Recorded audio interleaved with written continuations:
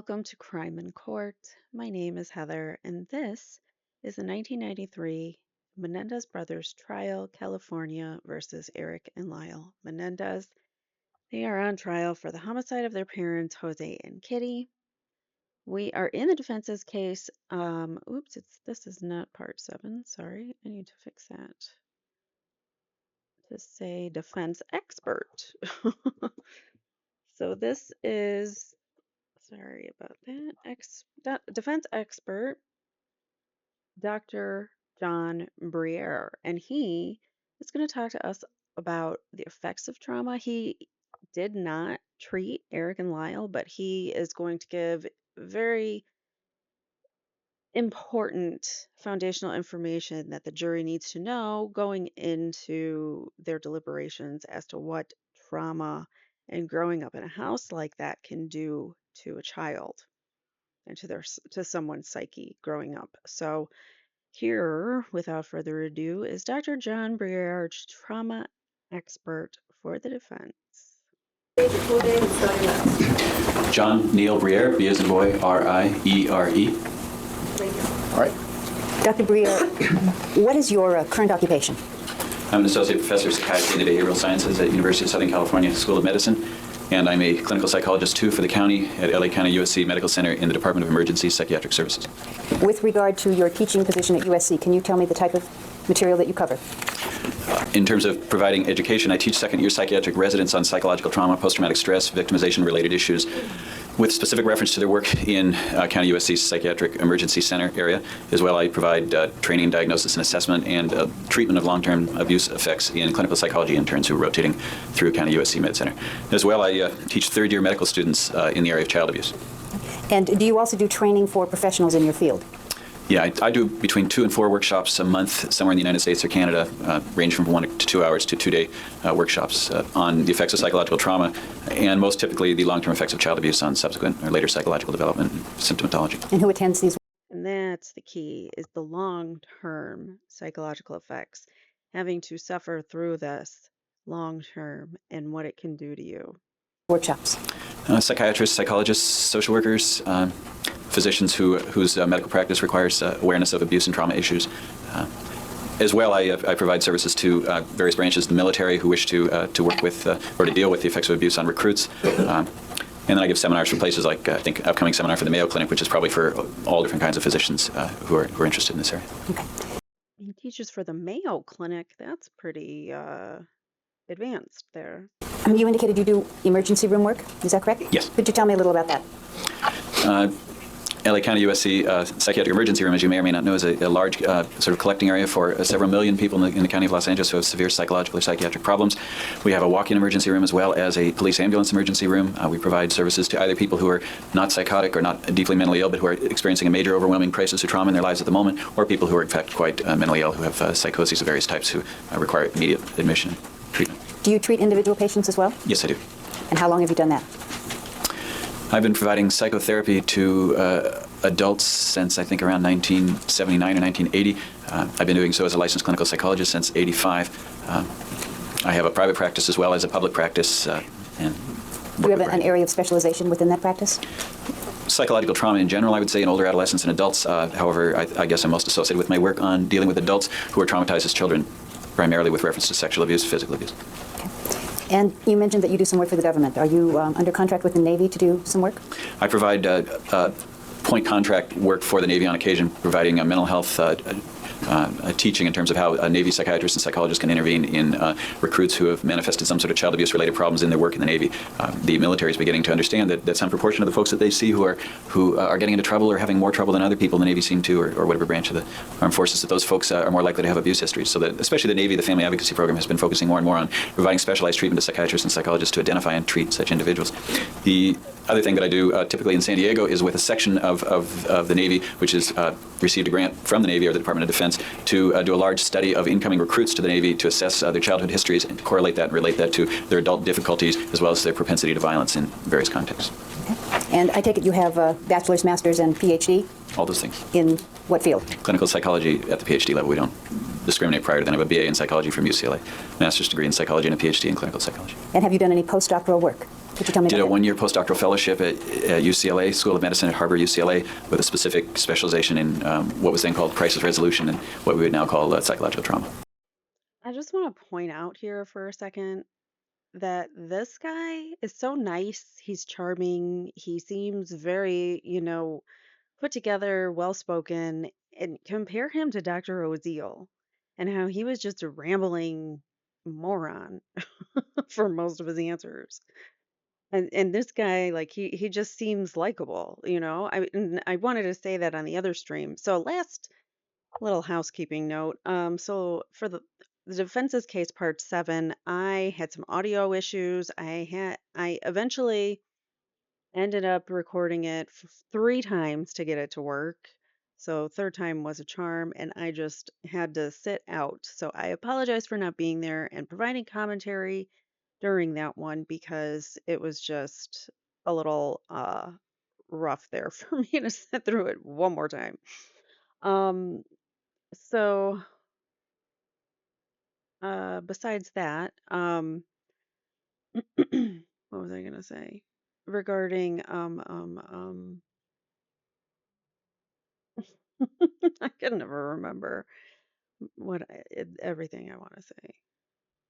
Anyways, it'll come to me. But the whole the point I wanted to make is we've gone now through 7 parts of the defense and compare those witnesses to the state's witnesses. I just feel like a lot of them are likable, credible. Like you even have Jose's sister testifying about things that she saw that were off with her own brother. So it just makes the defense's witnesses all the more credible. So again, I don't know how this came to a hung. I mean, I get why it was a hung jury in those days, but I don't get it. I don't get how they got there, but I get why. And have you published any books in the area related to child abuse trauma? I have published in 1989 a book entitled, I never, believe it or not, never get this straight, but Would you like to resume to help you? I'm not being ingenuous, I actually do forget this. I think it's Therapy for Adults Molested as Children Beyond Survival in 1989, which is Springer Publishing Company in New York. Then I edited a source book for Josie Bass in California called Treating Child Sexual Abuse Victims, New Directions for Mental Health Services. And then last year, toward the end of last year, I published a book called Child Abuse Trauma, Theory and Treatment of the Lasting Effects for Sage Publications, which is a major behavioral science publisher in California. And what market are these books aimed at? Is this the popular market or is this professionals? All of these books are for therapists, physicians, psychologists. And are you currently involved in preparing a handbook on child maltreatment? I'm the lead editor of 4 editors, the other editors being an attorney, a physician, a social worker. I think I'm leaving someone out. I hope they're not present. It's a large compendium to be published by the American Professional Society on the Abuse of Children, and it's going to have a title something like Handbook, APSAC Handbook on Treating Child Maltreatment. Is APSAC? It's the American Professional Society on the Abuse of Children. And that handbook, which is it's been taking several years to edit, will probably take another year or so, at which point it will be I would hope, most of the state-of-the-art thinking on the various medical, legal, and psychological and social welfare aspects of childhood maltreatment. What's it mean to be an editor? Are you correcting their grammar or are you doing something else? The lead editor typically is responsible for making sure that the right folks are doing the right things, that it's smoothly presented, that it has some sort of unifying force. It is involved in editing. I don't actually correct people's grammar. It would be a dangerous position to find myself. What I do, though, is try to craft or determine the substantive elements to make sure that what's being said is appropriate and well supported scientifically. So you review the material. Is that correct? Mm-hmm. Short version. Have you published any articles in the area of child abuse? Yeah, I don't actually know the number, but I think it's between 30 or 40 articles on... well, there are 40 on the resume you gave me. Right. I think there's a couple more now, but I'm not sure. I'd say around that number of articles, either on gender or sex differences and different kinds of psychological difficulties, but primarily I would say the vast majority of them on family violence, interpersonal violence, and among those, the vast majority have been on the long-term effects of child abuse in its various forms. Now, where are these articles published? Just the type of publication. Okay, they've been published in psychology journals, including the Journals of the American Psychological Association, which is our major organization in the United States, in interpersonal violence journals like Journal of Interpersonal Violence or Victims in Violence, as well as in psychiatry journals like the American Journal of Psychiatry, Orthopsychiatry, and some specific child abuse journals like Child Abuse and Neglect. Now, if you have an idea, can you just submit an article and they publish it automatically, or is there some sort of review process? When I first started, it seemed like no matter what I did, they wouldn't do that.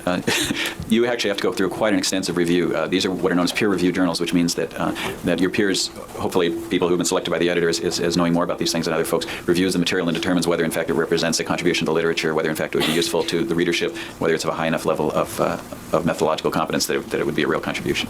Now, the 40 articles you referred to, do these all reflect research that you've done or participated in? I would say that the vast majority of them involve actual research studies. The last couple of years, I've been asked more to write general sort of articles. I wrote an article in the last few months in the 2 articles actually in the Journal of Consulting and Clinical Psychology on the methodology of sexual abuse research. And those kinds of articles are more sort of asking you to talk about how to do the research or what the stuff means, as well as being asked to do more broadly clinical writing lately. But I would say I wouldn't want to be held to this maybe 25 articles that represent different studies. I'm not. Which you personally have conducted. Right, or have conducted with others. Yeah. And can you just briefly give me a general idea of the types of studies that you do? Or if one is illustrative, you could do that, whichever is easier. My own real interests in this area have been that it seems to me that our society has had a strange phenomenon occur over the years, which is that we hurt lots and lots of our kids, and then in one way or another, and of course not all children. And then when they develop psychological problems later on in life, we sort of act like this came out of nowhere. It's sort of like these symptoms or these problems popped up. My sort of agenda as a scientist has been to see if we can relate those adult things that pop up to things that we know to be true about their childhoods. So I originally did a lot of research looking at clinical groups, psychiatric inpatients and outpatients, crisis centers, et cetera, to see how people who were already in pretty bad psychological shape, what their childhoods were like by their own report. At the same time, we looked at university students to see if people who weren't having that much problems, could we replicate the kinds of difficulties we saw, relationships between child abuse and problems in clinical groups, could we relate those to your average undergraduate who's not necessarily a picture of mental health either, but is probably a hell of a lot further along a health continuum. As well as lately, I've been most interested in the fact that I've been a little concerned that the field has tended to focus too narrowly on either college students or clinical populations. So we've been doing research lately on general population samples. My colleague, Dr. Dinah Elliott, and I just published an article on 3,000 professional women across the United States, their child abuse histories and their long-term sequelae. And we have just now completed a study, a general population study, randomly sampling a large number of people to see how they score on a new psychological test that I've developed to measure psychological trauma.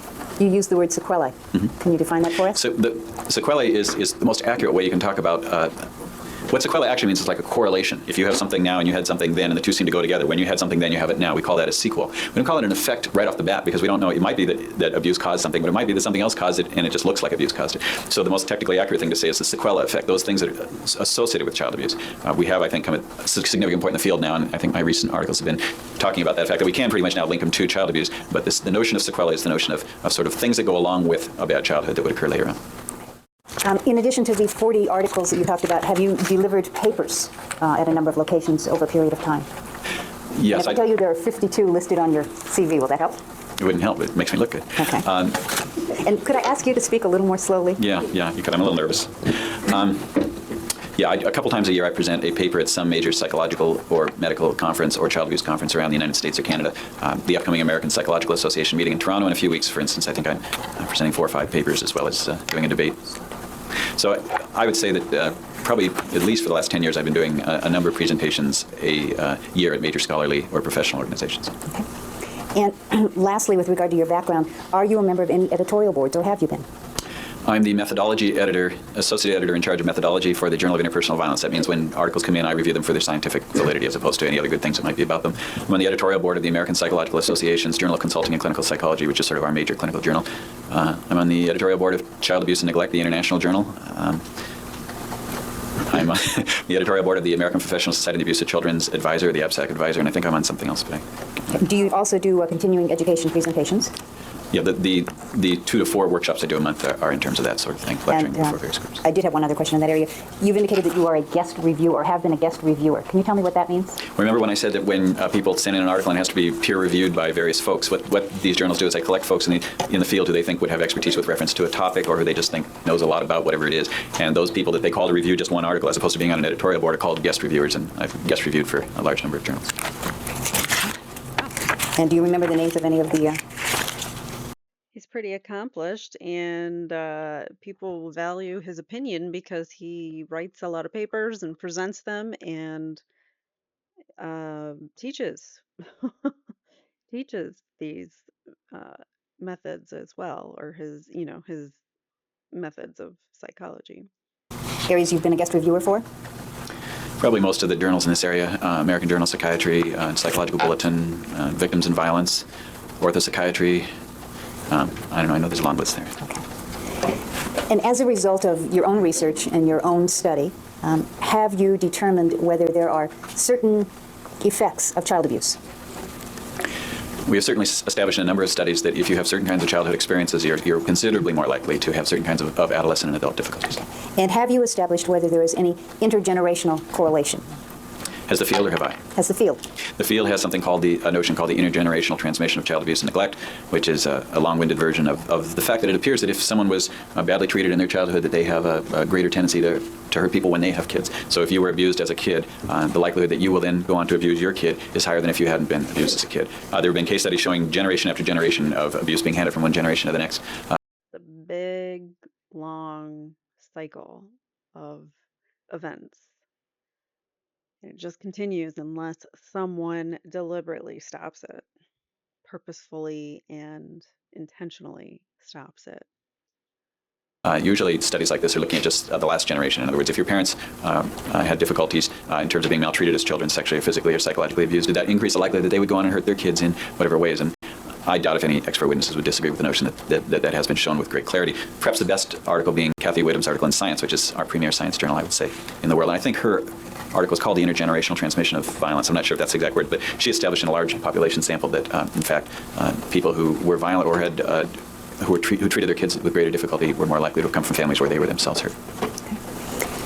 Do you, or does you, when I say do you, I mean your field generally, do you have any information with regard to the frequency of abuse? How common is it? Well, yeah, I myself do. Our groups do, and then of course the field does in general. I would say what we've basically shown is over the last 10 years of research, epidemiology of this, and the frequency of something occurring in the population, it's probably likely that 20 to 30% of adult women have had some kind of actual physical sexual contact in a child with someone as a child at the hands of someone substantially older. Usually those numbers break out to being someone who was first had sexual contact at 5, 6, or 7 or so in the hands of someone in their late 20s, early 30s, or beyond. That's at the initiation of abuse. Abuse can often go on for a considerable number of years, and of course some people are abused from birth on, as you know. We see it in the newspapers, sorts of things. You were referring to women there. Is there information about men? There are fewer data on men. Most of our research on men has, I would say, been in the last 10 years, and especially in the last 5 years, and especially in the last 1 or 2 years. The difficulty has been that our culture, our society has tended to say that if a boy has been sexually abused, that means there's something wrong with him, that he's gay or he's weird, or that somehow he asked for it, and also that males in our culture are sort of trained to not want to say if something bad happened to them, that it's better not to admit that you're a victim if you're a guy. We call these sex roles, and that society basically says to women it's more okay to say you've been hurt and to feel bad about it than society says for guys that they can do the same thing. I think, and I think a lot of people would agree with me, that this has unfortunately produced a phenomenon where lots of folks men who were abused as children, they don't tell people about it because they feel that they're going to be judged, harshly seen as homosexual or seen as inadequate. And it may be that when they do tell people that Let's hold off and get another question here. Maybe it might help. Okay. And what is the fear when they do report? I guess the judge didn't want him to keep telling his narrative, whatever he was talking about. Although I was enjoying it and I found it very interesting. But like a lot of the stuff we know now is common sense when it comes to these things, but back then this was not well known. So, I mean, it was more likely known in the psychology world, but in the regular world, a lot of people didn't talk about these things. It wasn't until really the internet and social media, I think, that people started to realize that they could speak their truth and start talking, start telling people, and taking the power back for themselves. You were saying? I'm not sure. After His Honor interrupted me, I didn't. I interrupted you because you were beyond the question. So ask another question, please. Okay, you were talking about the phenomenon of males not reporting. You Right. indicated that society seems to set standards for them with regard to Yeah. I mean, behavior that makes it the basic difficult to notion is that our research, we've been having a harder time establishing the relationship between child abuse effects in men as opposed to women because men have been much more reluctant to come forward, participate in our research.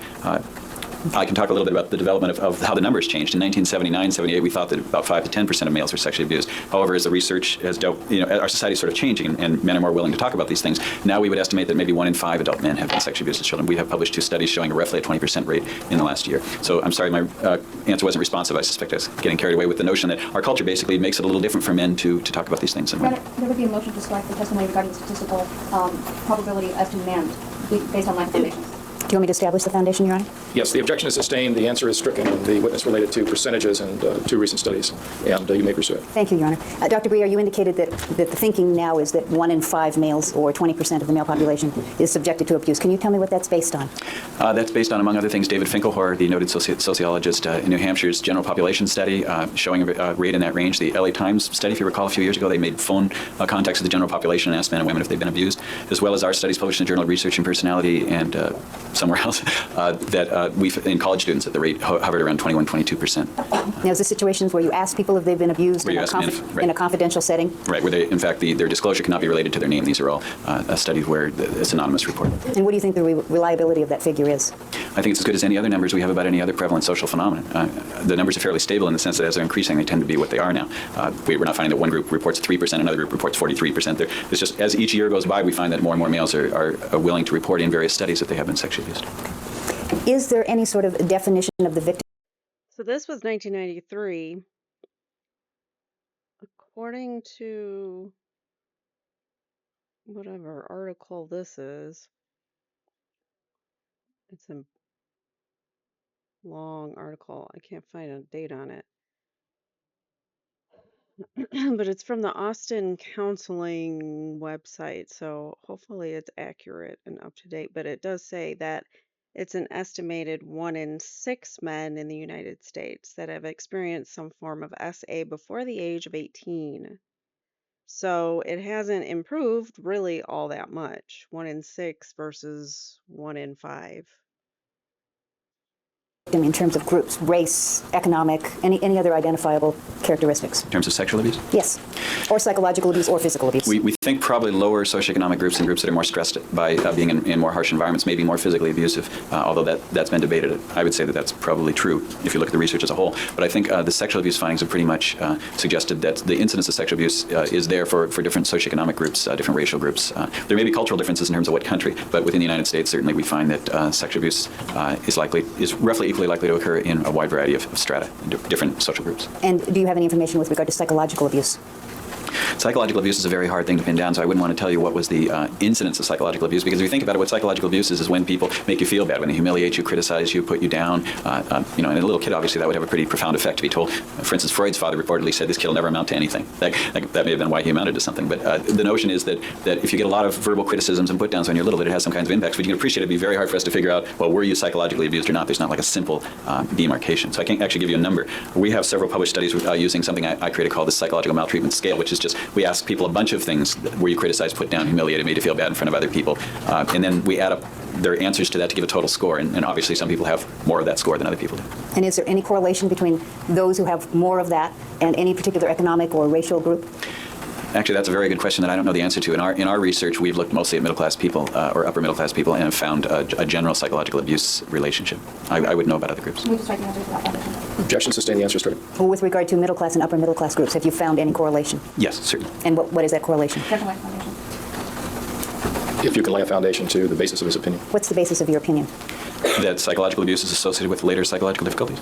No, with regard to the question of its appearance in middle class or upper middle class populations. You said that, I believe you said you gave this test, that's one of the studies you're aware of, gave this test and then evaluated whether there was I psychological can't give you a abuse. number associated with it because it's a continuous measure. I can say that different people in our group had different scores on it. It would be very hard to say how many people in that group were psychologically abused. Okay, but do you have any reason to believe that psychological abuse only occurs among the poor, or only occurs among the middle class, or only occurs among the rich?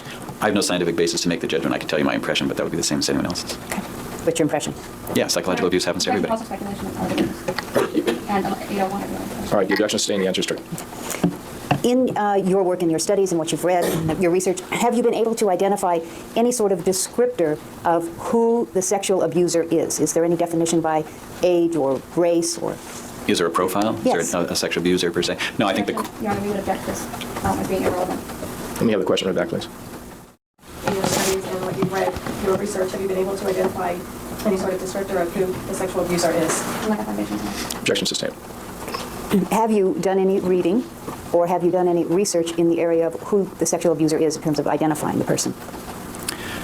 I would say that the primary conclusion of the child abuse field, and certainly the mental health field associated with it, is that there's no individual type of person who commits sexual acts against children, but that in fact they can be men, they can be women, they can come from different socioeconomic groups, they can have psychological difficulties that we measure, or they may not have any.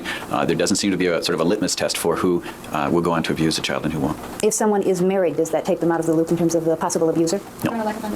Objection overruled. The answer will stand. If someone has an available sexual partner, an adult, appropriate sexual partner, does that exclude them? There have been a number of studies on adult child molesters who have been married and had available sexual partners. Would you expect to see the effects of child abuse immediately? And when I'm talking about child abuse, I'm talking about sexual, psychological, and physical abuse. And so if there's areas that you can only answer one part of it, please let me know, but I'm going to be using abuse broadly in that way. So would you expect to see the effects of child abuse immediately? Objection vague. Would you expect to see the effects of child abuse within the first 6 months of a child being abused? If you know. Well, yeah, I'm not trying to say something I don't know. I'm trying to figure out exactly what's the right answer. I would say that if you look at groups of individuals, kids who have been sexually abused, there do appear to be effects that show up for some of those kids fairly rapidly. But I wouldn't want to give the court the impression that every kid who's sexually abused shows up with symptoms that we can identify soon thereafter. In fact, several of us have referred to a sleeper effect where you don't see anything for some time. And there have been several well-known studies that did not show short-term effects of sexual abuse in certain groups of sexually abused kids. But if you were to ask me, does the literature document very clearly that if you look at groups of people that are more likely to have certain kinds of problems soon after the sexual abuse, the answer would be yes. And is there a difference between the short-term effects and what you would see long-term in people, if you know? Okay, that goes a little beyond my competence because I'm not specialized in the treatment of children who are sexually abused. My research and clinical work is with older adolescents and adults who have childhood traumas. I can tell you from my reading the literature, if that's sufficient, that most people seem to... No question pending and beyond scope of the witness, please. Well, I believe he's indicated he read the literature. Have you just read one article in Time magazine, or have you reviewed the literature in depth? I can tell you as an editor, as associate editor, and on the editorial boards of many journals, and I have to review this material all the time, that... Objection beyond scope. All right. I'm just saying saying this is not your field of expertise. Well, see, I was trying to be real honest here. I understand you need dichotomies, but the issue that I was saying was, as a person on editorial boards, I've certainly, in the course of my work... The question I asked was, is this your field of expertise? Which? The field that was just the subject of inquiry. The long and intermediate effects of childhood sexual abuse is my expertise. I've published on short-term effects. I'm just being very honest with the courts that that's not my specific thing that I work with children who have been abused. All right, ask the question again, and let's ask it as to whether or not this is something that he feels qualified to testify about. Do you feel qualified to testify about the difference between short-term and long-term effects of sexual abuse or child abuse? I feel qualified to say that that the literature shows a certain type of short-term effect, and the long-term effects research doesn't tend to focus on those things. For instance, bedwetting and caprices and uresis. I'm just trying to be real honest with you here. Okay, so some of those short-term effects you're not going to see in the long-term effects literature. I don't know if you want me to testify to that. Let me ask you. Sure. Do you know, or is there a group of short-term effects that have been identified? There are a number of behaviors and scores on psychological tests that are seen more in sexually abused children than in other children per the literature and per several studies that we've done. Okay. And what would the short-term effects be, the ones that have been identified? Overall. Well, there seem to be in kids who have been abused a tendency to get in kind of trouble with their peers, to wet the bed, to Friedrich and other people have talked about abuse reactive kids who tend to be sexually aggressive towards other little kids, getting in trouble in school, etc. And they tend to show on psychological tests what we call externalizing behaviors, which is basically when something's hurting you inside, you do things externally to deal with it, as well as a greater likelihood of anxiety and depression. You have to appreciate, though, in children, we don't have the same kind of ability to really specify what's wrong with a kid in the same way that we do with adults. We don't use the labels in exactly the same ways. Okay. And what are the long-term effects that you've been able to identify? There are many things that have been associated with sexual abuse in the literature. If I may back up. Sure. Are you familiar with a concept called battered woman syndrome? Yes. Is that actually a medical diagnosis or something that appears in DSM-3? No. Lenore, Answer the question. Okay. What does that battered woman syndrome, what's that represent if it's not a diagnosis? Overall. Battered women's syndrome as well as rape trauma syndrome basically refer to a series of things that tend to show up in women who have had those kinds of victimization experiences. It would not show up in DSM-3R or any other medical. There are no battered women syndromes in any DSM-3 or other sort of thing because, in fact, violence affects different people different ways. So although some people might have A, B, and C, someone else might have D, E, and F. When we refer to a syndrome, that's a specific reference to a cluster of behaviors that occur when an etiologic agent or something that causes a symptom shows up. So if I have A and B, C, D pops out at me, and it always does, we would call that a syndrome. On the other hand, if A happens to me and I do D and F, you couldn't say it was a syndrome because it was just, so we tend to instead to refer to specific effects or sequelae of abuse as opposed to referring to a syndrome. Okay. And I think we made reference to DSM. Mm-hmm. And what is that? That is called the Diagnostic and Statistical Manual of the American Psychiatric Association that goes through various editions. Right now it's in DSM-3R, which is the revised version of the third edition of the DSM, and DSM-4 is around the corner. It's what psychiatrists and psychologists and other mental health practitioners use to identify whether someone has a syndrome or a disorder or whatever. Have you been able to identify certain characteristics of battered women? I have never done a research project on battered women. This is the general your field. Okay, I'd just like to say, I did run for 5 years a program that had a specific program for treating battered women, so I feel that I can answer that, but I want you to know it's not my research. Okay. Based on what you've read and conducting and running this clinic for 5 years, is there some agreement in your field in terms of the type of symptoms you would expect to see from a battered woman? Yes. And how would you define the term battered woman? Battered woman was a term developed by a woman named Lenore Walker, and it referred to a bunch of things, but basically it refers to symptoms of another disorder I'd have to bring up now, post-traumatic stress disorder, or PTSD.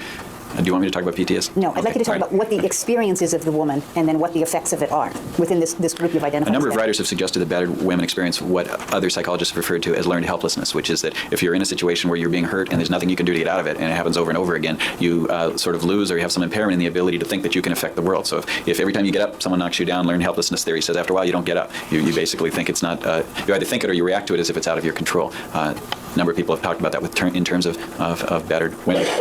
Battered women, the literature would suggest also have a lot of anxious reactions, hypervigilance, fear, panic, kinds of reactions, as well as depression. Eric cried all the time when he was a boy. Multiple people had testified to that. When he was younger, he would cry constantly. And that could be an emotional outburst that he just didn't know how to control. And because of what was happening to him physically, he was reacting emotionally with breaking out into tears and being reactive all the time because he was probably in that fight or flight constantly, fearful for something to happen.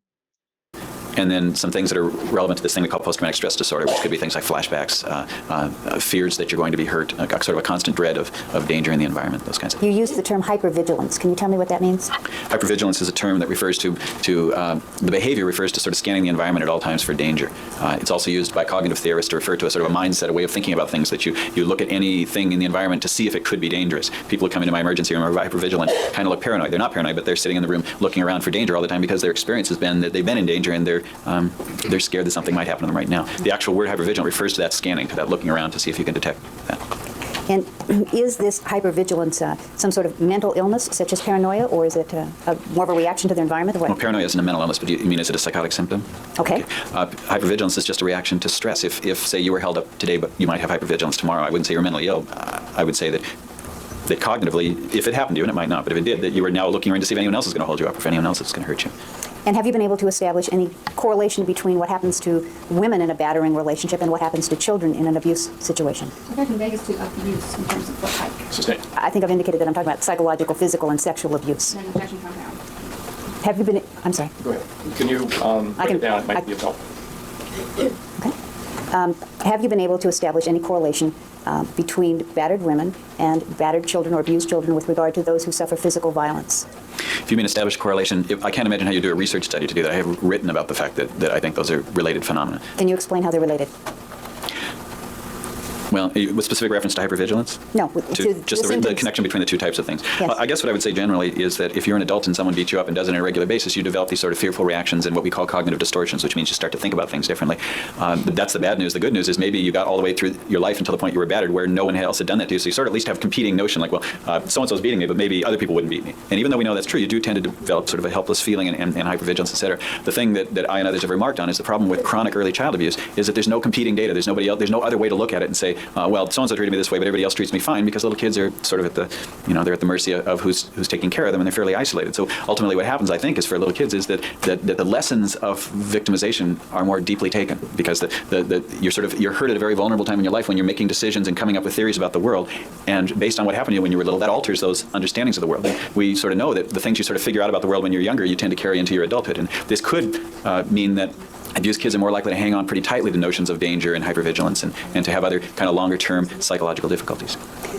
Can you say that every child who suffers sexual abuse will manifest the same symptoms, or who suffers physical abuse will manifest the same symptoms? Or are there variables? Injection compound. Overall.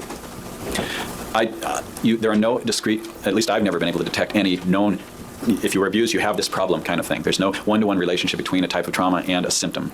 I guess maybe, if you were horribly, horribly abused, maybe everybody would have flashbacks or something. But generally what we say is that the different complexity or type of abuse, or the way in which the abuse occurred or when it occurred, et cetera, has an impact on how you're going to respond later, early on and then later. So everybody's, one of the problems I sometimes have when people say, what are the effects of abuse, is that there's no thing called abuse. There's all kinds of abuses. And for instance, if you were not loved and your father raped you, maybe you'd have different kinds of problems than if you were loved and your father raped you. Or if someone, tied you to a radiator, but someone else loved you, maybe it wouldn't be as bad for you as if someone tied you to the radiator and that's all you had. So what we realize, we're beginning to show, and I think I've shown in some tried to show in some new research, is that there are a wide variety of variables that have some impact on what kinds of problems you have later on.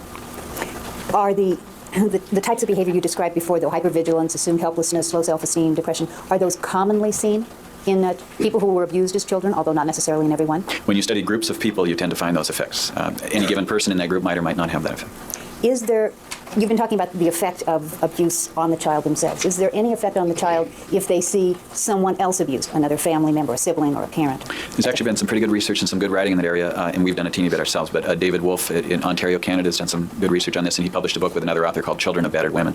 That was a book based on empirical research showing that, in fact, kids who are around parents who are being battered by other parents tend to have a wide variety of effects that actually look a lot like being physically abused, probably because they're terrorized. If your father's beating up your mother, that's a very, very frightening thing.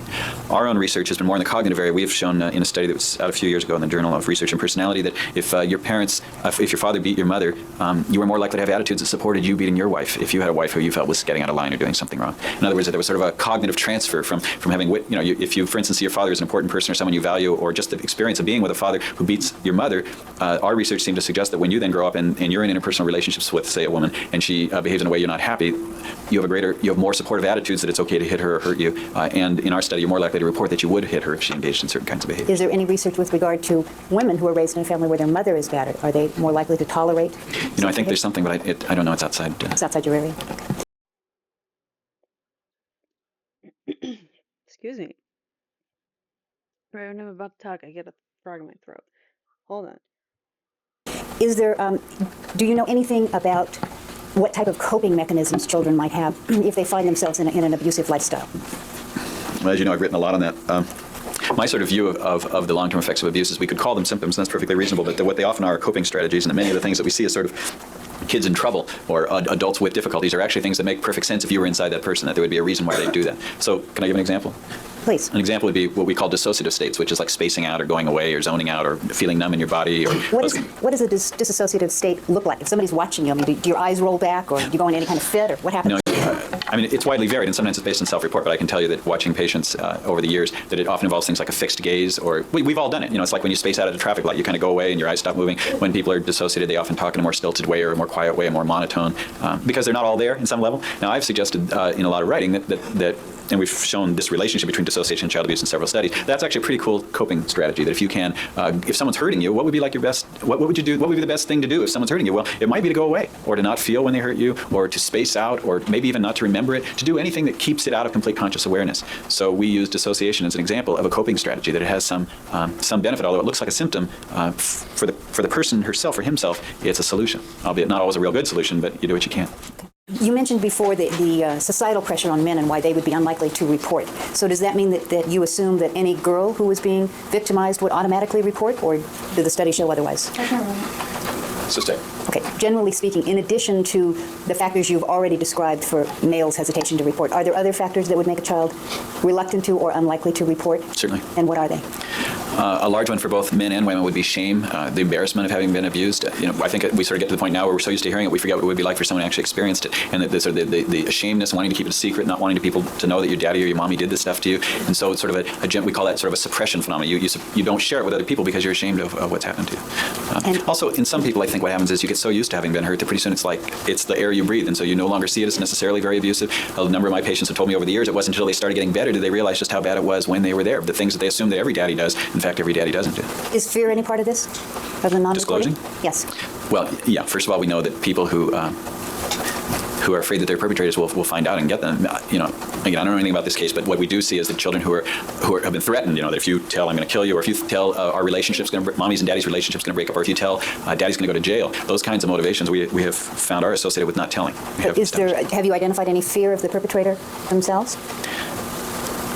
I can't think of any states where we've actually asked people, actually we did, okay. there was one study with Dr. Conti where we asked them what did they think would happen if they talked about the abuse, and one of the best predictors we had of whether Dr. Conti is going to testify in a later episode. they later had symptoms or not was them saying that they thought they would die if they told about the abuse. So I assume that's germane to what you're talking about, that they felt that if they disclosed something really horrible would happen to them. I can tell you clinically, which I'm very comfortable in saying. Usually, the person doing the SA or CA is threatening to hurt someone or take the life of someone if the children that they're hurting come forward and say anything. So there's a huge sense of fear. Power is a big component of this kind of ABUSE. So with that in mind, an adult is bigger, more powerful, stronger. Everything that they say, especially your parent, you're gonna believe.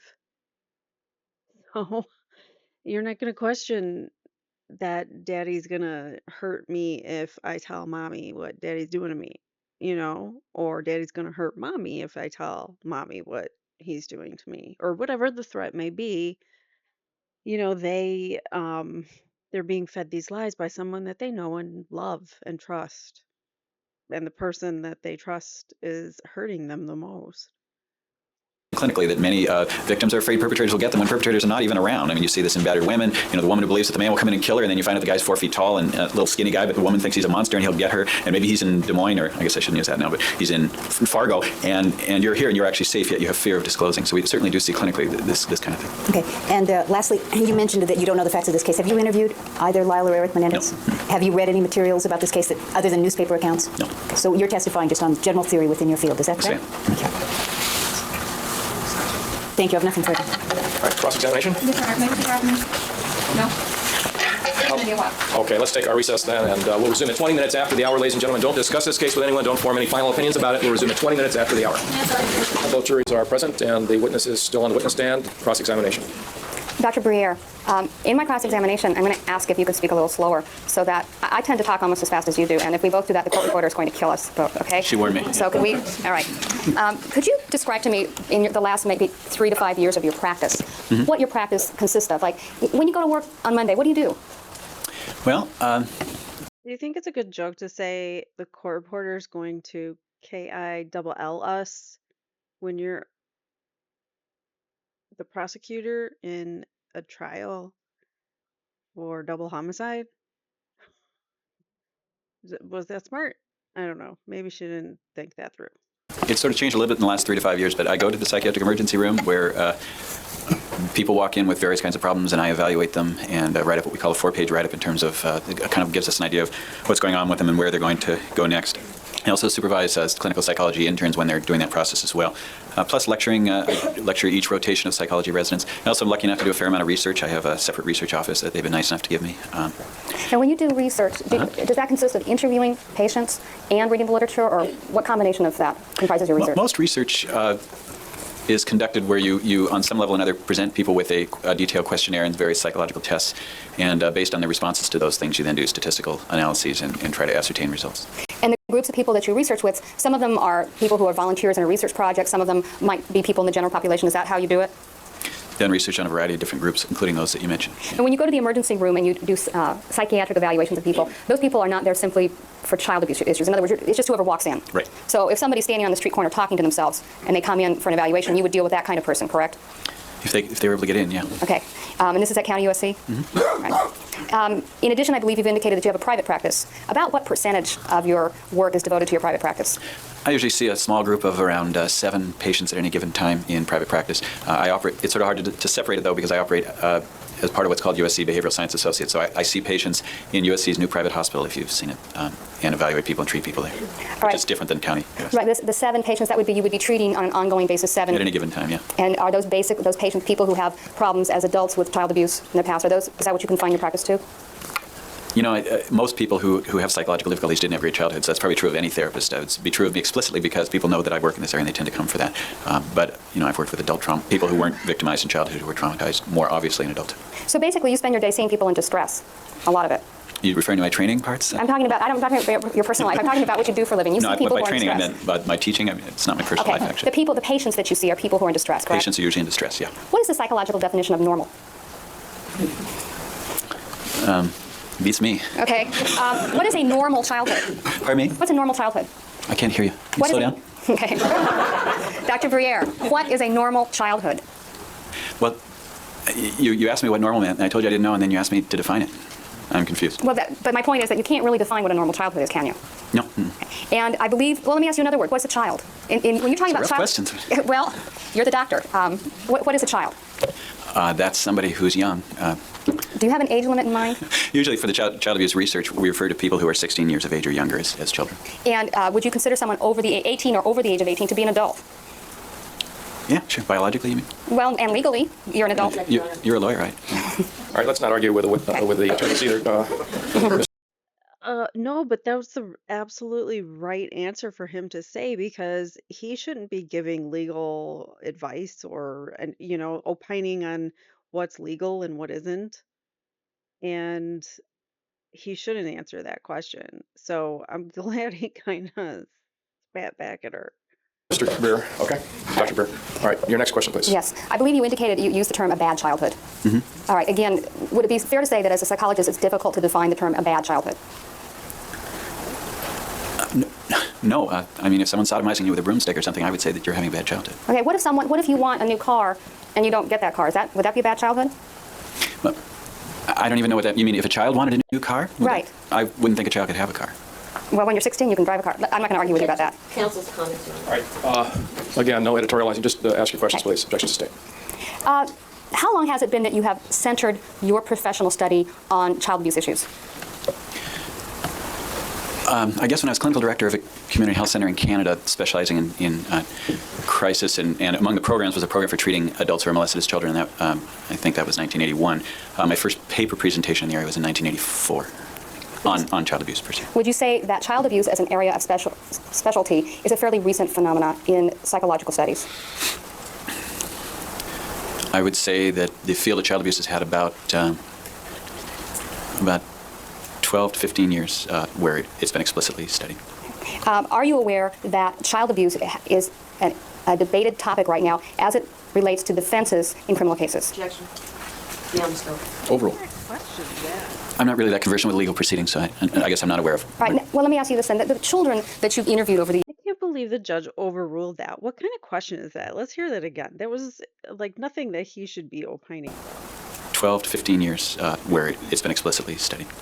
Are you aware that child abuse is a debated topic right now as it relates to defenses in criminal cases? Objection.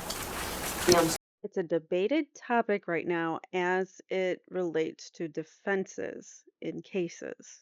So as a defense in a case, it's supposedly debated at this time. Like it's not real, like CA doesn't really happen. Trauma from CA doesn't really happen. Is that what she's trying to claim? Overruled. I'm not really that conversant with legal proceedings, so I guess I'm not aware of. All right. Well, let me ask you this then. The children that you've interviewed over the years for purposes of drawing the conclusions, how many of those children have been in custody for charged with crimes? I'm a little confused about the question. I had explained earlier that I don't interview children. All right. So you interview adults, is that correct? Yeah. And the adults that you've interviewed, how many of them have been in custody charged with criminal offenses? How many adults that I've evaluated in research have Yes. been? I don't think any. Or, well, maybe some of them were, but I didn't ask them. Or you didn't know? Right. All right. So would it be fair to say that your familiarity with adults who claim this kind of abuse are people who've come to you voluntarily? Is that correct? Well, no, not really. Well, the people who aren't there voluntarily, could you explain how they come to you or how you come to them? Okay. We had a study in the American Journal of Psychiatry 2 or 3 years ago where we studied Danish males, for instance, longitudinally, who had been physically abused in childhood, and we found that they had a variety of greater likelihood of engaging in violent or aggressive. I'm sorry. I had a variety of later difficulties with aggression or violence, and they were less likely to use words and more likely to use behaviors. Now, in that study, for example, that was a longitudinal study that was followed over years, and I never actually was in Denmark. The 3,000 professional women that we just finished studying, there was a mail-out questionnaire. They weren't a clinical group, and they weren't a college student group. They're just folks who opened their mail one day and there was a questionnaire. And they voluntarily returned it, correct? Yeah. All right, so it wasn't as if anyone was forcing them to talk about these things, correct? Right, I think that's unethical. Yeah. All right. Now, as a psychologist, when you treat someone, you're trying to give them some sort of cure, or you're trying to make them feel better, correct? I don't usually use the word cure. Right, I think that's more of a medical term. All right, so you're not a medical doctor, are you? No. If I have a medical problem, let's say I have, let's say my arm hurts because I fell down, and I go to a medical doctor and they take x-rays, and they see that there is some sort of defect in the x-ray, a medical doctor would conclude. She wants to totally detract from this as a defense because you can't see it. You can't see trauma. You can see a broken bone, you can see a bruise, but you can't see trauma. So that's her excuse. That's what she's going with. Okay. Today, this case would have never gotten the I don't know. I think people would not want them put away for the rest of their lives. Although jail was an improvement versus being in that house. That I have a broken arm, correct? Probably. I mean, you're not a medical doctor, but you're a person who's probably gone to doctors, correct? Objection sustained. Okay. Dr. Briere, do psychologists have the same kind of standards that a medical doctor does in order to evaluate the data that you get? I don't understand the question. When you are interviewing people in order to make these conclusions, you are relying on them telling you the truth. Is that correct? No, I wouldn't say I'm relying on them to tell me the truth. I'm listening to what they're saying and evaluating it accordingly. I don't necessarily always believe that people know exactly what the truth is. I don't think they necessarily are always telling me the truth. Do you think that people lie to psychologists? Definitely. Do you think that children falsely report that they've been abused? Do I think children... Children, no. I mean, again, I've never worked with children, so you're asking me sort of my reading of the literature. I think the literature is pretty clear that some small minority of kids, you can't prove that they've been abused after they say they have. Would you agree that well, first of all, you did testify to a number of symptoms that children have who have been abused, is that correct? I believe you testified to symptomology of children, even though your focus is on adults, is that correct? I made that real clear, yeah. And children, I believe you indicate, have certain symptoms that that would tend to indicate that perhaps they have been abused, is that correct? Sequelae. Mm-hmm. Sequelae, all right, sequelae means that something follows from something else? Reliably, as in if you are one way and then you have something else and it keeps happening over and over again, there's a relationship. Okay, and some of the things that you indicated that a child might manifest would be bedwetting, is that correct? Mm-hmm. Is that yes? You have to say yes for the court. Yes. Uh-huh. But I take it you wouldn't say sitting here today that all children who wet their bed have been abused. No. Well, I would guess not. All right. When you were asked questions by the defense attorney about abuse, I believe the questions were using abuse in the generic term. Is that correct? In other words, 3 kinds of abuse: psychological, physical, and sexual. Yeah. All right. Mm-hmm. Is there a differentiation in the kinds of symptomology you would see in adults between whether they were physically or psychologically or sexually abused in terms of their psychological symptoms?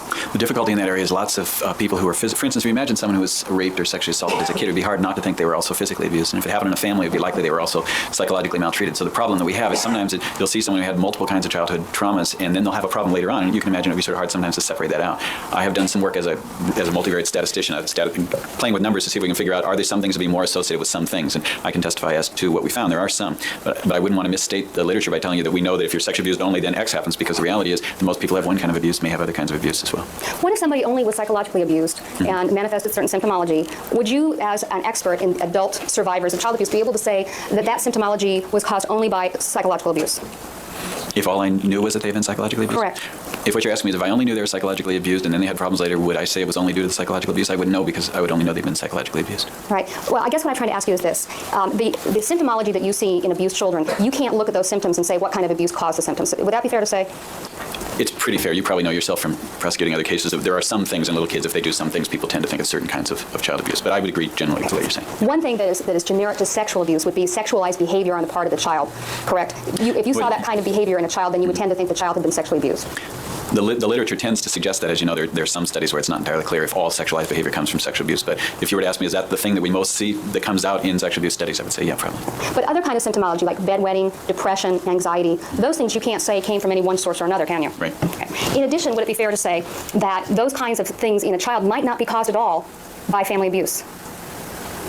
Okay. Again, I want to remind you that my credentials are limited to adolescents and adults. If you're asking me if I were a child psychologist and the kid was a bedwetter, could I say, well, could that have happened outside of an abusive environment? You're asking me to testify beyond my competence. I wouldn't know. I mean, all right, but you did testify, please, that there are certain symptoms that children manifest, and and limiting it, you said I'm not an expert in child abuse, but you did testify to those symptoms. Are you now saying that you can't differentiate because you're not a child psychologist? No, not at all. No. I think what my testimony was that in groups of people who've been abused, we find that certain symptoms are more likely to be present. I think I was pretty careful to say that if for any given individual person, we don't exactly know whether there will be an effect or a reaction to the abuse. But because abuse tends to cause certain kinds of things, when you study a large number of people, that certain thing is more likely to show up, and we have ways of seeing whether that shows up so much that we would say that it's a finding, that it's a relationship.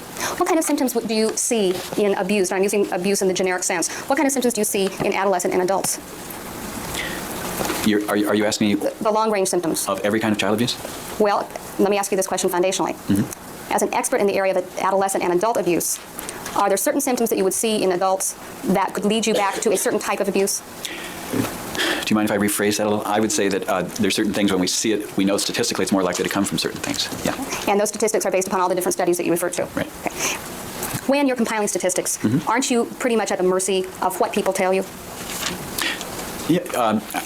Generally, if someone indicates a 2 on a questionnaire, we are at the mercy of the fact that they circled the 2. I think that would be true of any endeavor that you would have. You have to go with the data that you have. Right, and so when you as a psychologist are making an evaluation of your data is only as good as the person who's giving it to you, correct? Well, no, that's actually the concept of statistics is that any individual's data could be due to absolutely anything. We call that random error variation. So what we do is, if I study 30 of you and 23 of you show a certain kind of thing and 7 of you don't, the statistic incorporates that and looks to see whether the effect is still there. So that's the advantage. That's how sort of science moves forward is we use research and statistics to see if we can sort of detect the signal and the noise, figure out what's sort of there, even though not everybody endorsed it. This gets back to my point that child abuse is a very complex thing, and you can't just find a simple cause and effect that if A happened, then B happens. And let's get back to the symptomology that you would see in adolescents or adults. What kind of symptomology would you expect to see from psychological abuse? Symptomatology? Well, whatever the word is. I'm not a psychologist. Okay. You're asking me what symptomatology would be associated with psychological abuse? Yes, in adolescents or adults. I guess of our studies, the best one would be something we did in 1988 in the child abuse and neglect, which we found that people who have been psychologically abused were especially more likely to have low self-esteem and to be more likely to have depression. Okay, so if someone had low self-esteem, you might correlate that to psychological abuse, correct? What if the person was arrogant? Would that be sort of the opposite of low self-esteem? Well, you may know this, that some arrogant people actually have very low self-esteem. And some arrogant people are just arrogant, right? Objection, Your Honor. I don't know. Your answer? I think arrogance is actually a psychological defense, so I would assume that people who are arrogant have something to hide so that people won't notice whatever it is they're trying to look arrogant about. What other things would you expect to see? Arrogance is not something that people are normally, that's not a positive trait. So arrogance comes off because you're upset about something, you're upset about the way something is about yourself. Usually it's a self-esteem issue. So these things are coming from that individual. How arrogant of her to say some people are just arrogant. See, aside from low self-esteem in somebody who was psychologically abused and who is now an adult? I now refer to a 1990 article that you can find in there somewhere where we actually asked subjects about their sexual abuse, their psychological abuse, and Actually, ask subjects. Did you? What?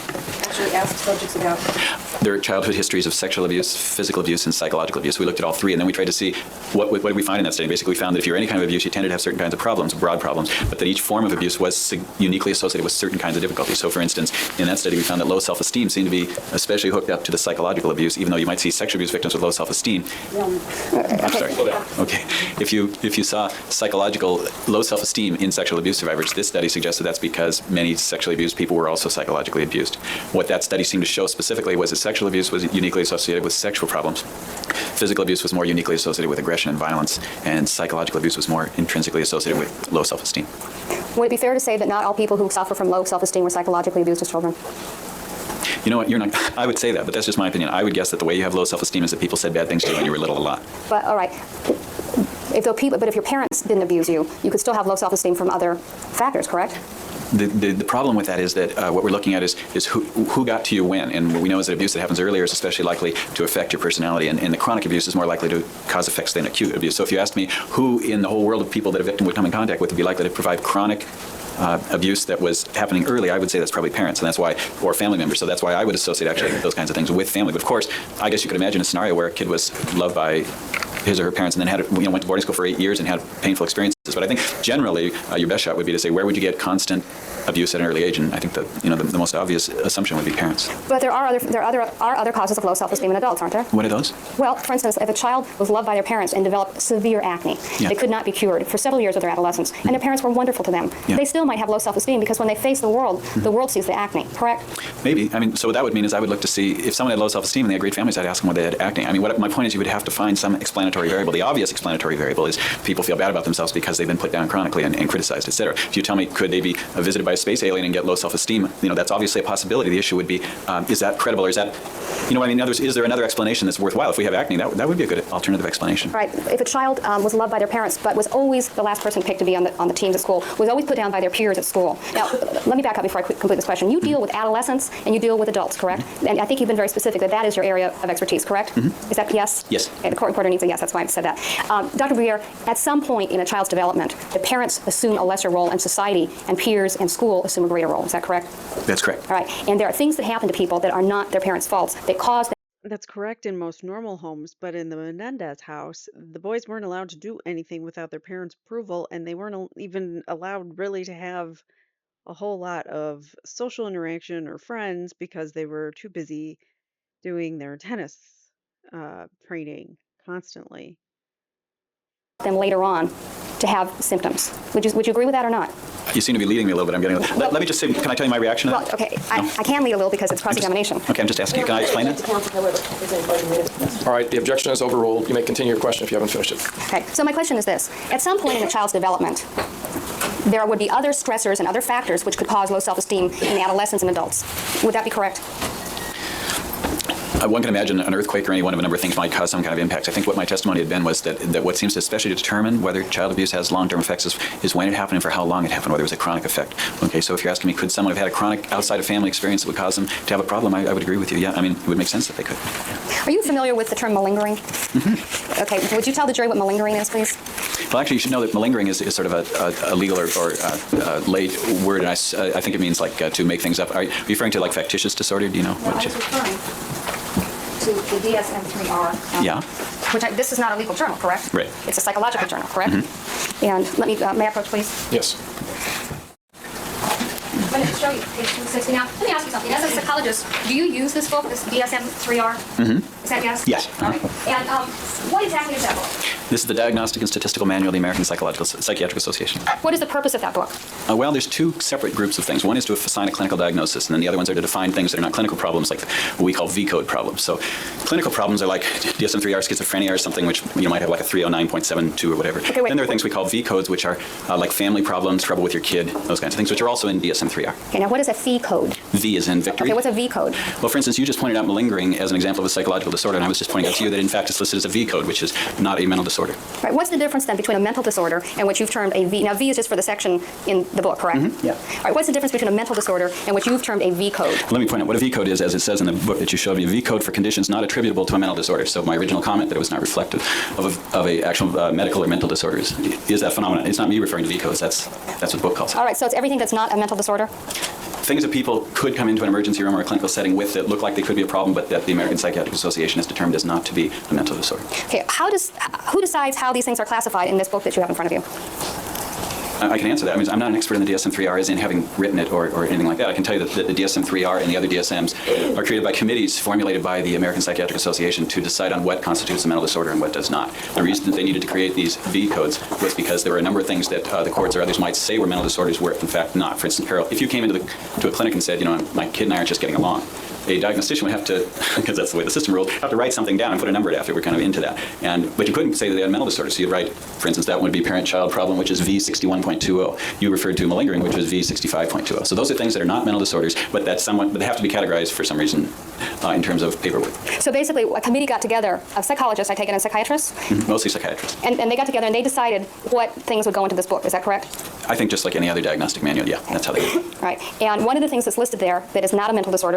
Yeah, a bunch of experts in this field, not you, Pam Bazanich, who wants to pretend like she knows better than all these experts. Is a term called malingering. You have it in front of you, correct? Mm-hmm. And one of the things it says is the essential feature of malingering is intentional production of false or grossly exaggerated physical or psychological symptoms motivated by external incentives such as avoiding military conscription or duty, avoiding work, obtaining financial compensation, evading criminal prosecution, obtaining drugs, or securing better living conditions. Right? That's what that book says about malingering. Is that correct? Yes. Right. So within the psychological framework that you're dealing with, there is this concept of people making things up, correct? Right. Right. And in your practice, when you deal with your private patients who are adults, those people who come to you because they want help from you. Is that correct?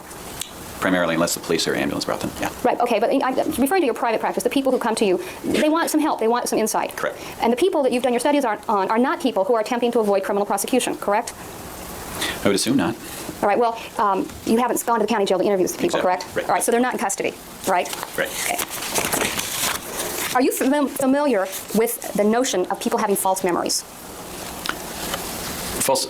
You're referring to what the false memory syndrome calls false memory Well, syndrome? okay, is it in fact a syndrome? It's my understanding that the false memory syndrome really isn't an official syndrome. No, the defense is, or no, the state of California is saying that they're false memories that the boys are having, or something along those lines.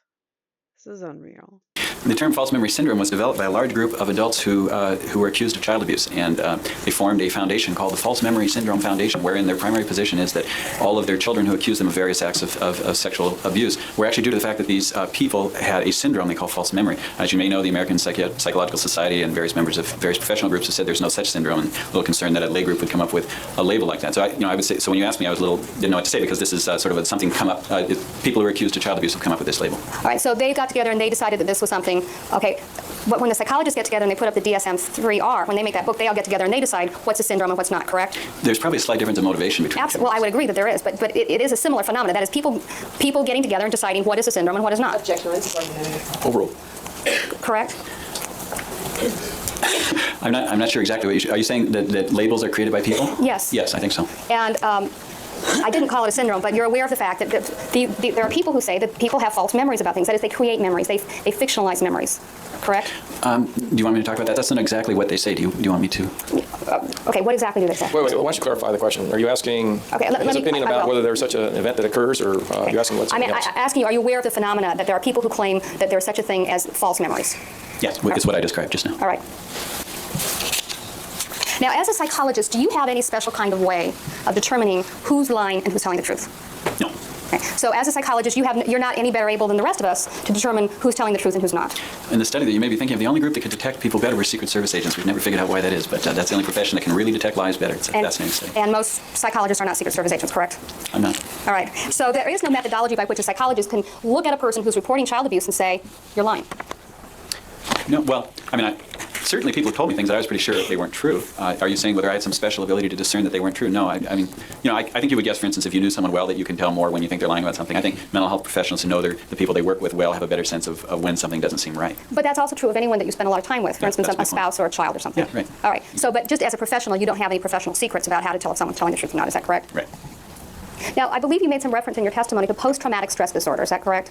Is that yes? Yes, it is. All right. And post-traumatic stress disorder is sort of the foundation for these other phenomena like battered wife syndrome, correct? No. It's not correct? No. It's not the same sort of phenomena? You said it was a foundation. Actually, those labels occurred before the diagnosis of PTSD was developed.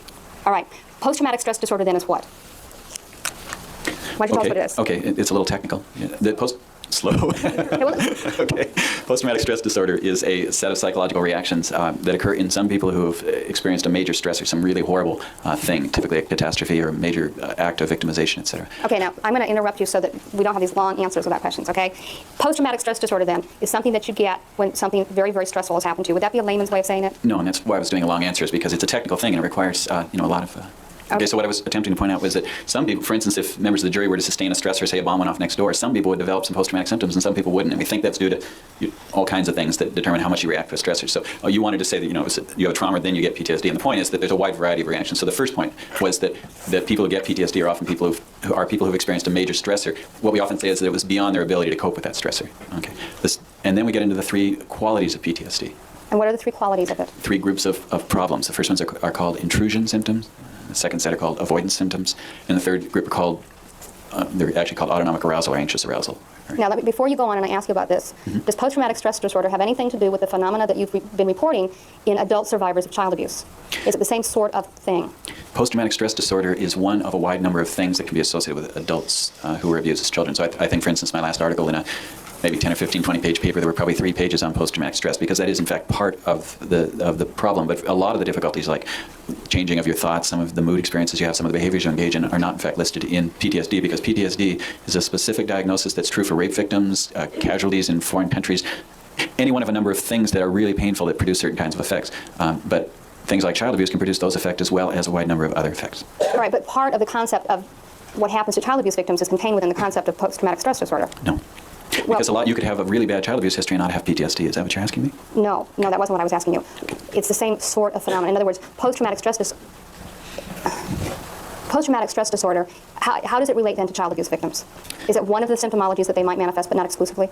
Post-traumatic stress disorder can arise from a variety of events, one of which for some people is child abuse. I don't want to falsely say to you that most child abuse victims have PTSD. They may have other kinds of problems, and I think you're saying that's all sort of the same thing. It's not. You could have no PTSD symptoms and have significant child abuse effects. Now, can you have child abuse effects which are caused by a minimal amount of stress? In other words, would it be fair to say that everybody reacts differently to different things? Yes, it would. All right. Part of the problem with psychology is that you're dealing with the human mind. That's. Have you finished your question? No. All right, I'm going to finish. rephrase the question. Okay. As a psychologist, one of the difficulties in setting standards is that you're dealing with the vagaries of the human mind. Would that be fair to say?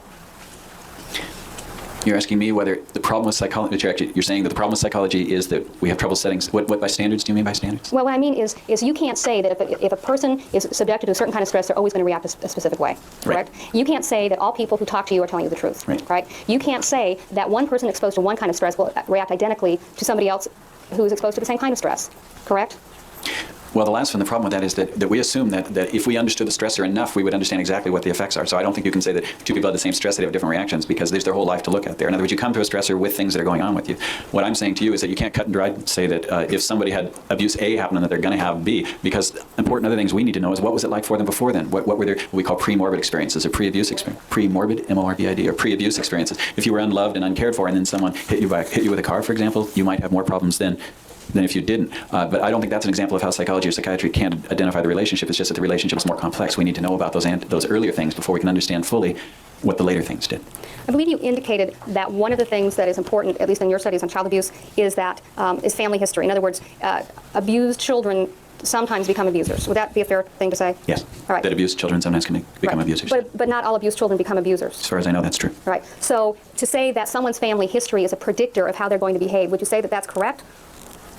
No, I would say that it's because the person intentionally, purposefully chose to not continue the cycle. And they didn't want their kids to go through what they went through. So that's what I would say to that. She seriously has me so riled up right now. Or incorrect? It comes down to, again, what the abuse was. See, the question you asked me, and you had said that we were talking about generic abuse here. Generic abuse, we cannot predict what it will do in terms of its long-term effects because it's generic. I assume that at some point, if we keep doing science well, we will know exactly what it takes to make a perpetrator. At the current time, we don't know why one person who has abused goes on to perpetrate and another one doesn't. We assume that what we don't know are certain aspects of the abuse and what the person's life experience was beforehand. You have to appreciate that the human experience is very complicated, and it's going to take a long time for us to fully figure this out. What we have established, though, is that there is a statistical link between childhood trauma and later violence against others, and that link tells us there's something there. What we don't yet know are all the little pieces that would allow us to predict it completely. Well, the reason it's popping is that when you get really close, it will do that.